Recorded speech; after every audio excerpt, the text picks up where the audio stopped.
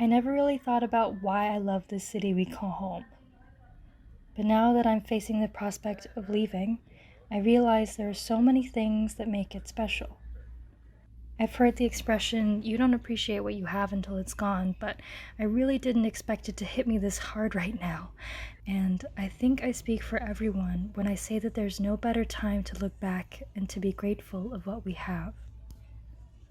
It's cliche, but home isn't a place, it's more of a feeling. Hong Kong is a busy place, and there's nothing as mesmerizing as watching people walking down streets from above. Just looking down and thinking about how everyone down there has their own life, is going to different places, has their own hopes and dreams. It can get a bit overwhelming at times. Sometimes I see this place described as an urban hell, but I don't really see it as one. Maybe because I grew up here. To me, the constant hustle and bustle is relaxing. You feel so insignificant in a crowd of people, yet somehow it's also empowering knowing you can go anywhere and do anything you want, and no one would notice. It's definitely not all hellish, though. The city is a unique mishmash of contemporary city and lush nature, a blend of old and new. It's not hard to find public parks and temples surrounded by trees in the midst of high-rise buildings. One of the biggest contributors to Hong Kong's hustle bustle is the public transport, often described as the heartbeat of the city.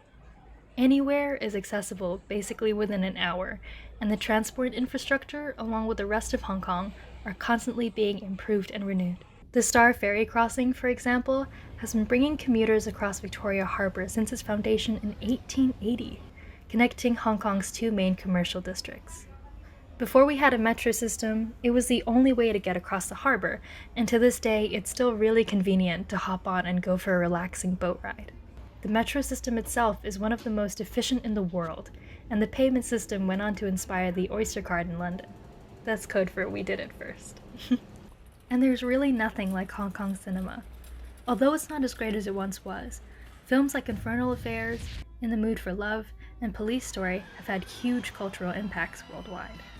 It's times like this when I can say I'm proud of my city. Being able to see how these films have reached so many people makes me really happy. Major film figures such as Bruce Lee, John Woo, and of course Wong Kar-wai have been immortalized in the Avenue of Stars, our version of the Hollywood Walk of Fame, but with a nicer view and less tourists. It's also super cool to be able to pass by iconic filming locations every single day. For example, you could look at the International Finance Center and be like, Batman was up there.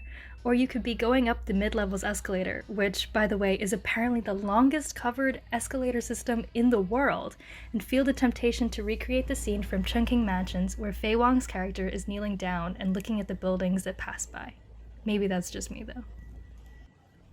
And of course, we can't forget to mention the food. Hong Kong people love their food. From dim sum to street stalls, good quality food can be found literally anywhere. Dim sum, meaning touching the heart, is Hong Kong's signature high tea style meal, with dumplings, buns, noodles, and pastries. Speaking of street stalls, our ice cream vans are great. The original vans from the 70s are still running today, and hearing the jingle immediately makes me really nostalgic.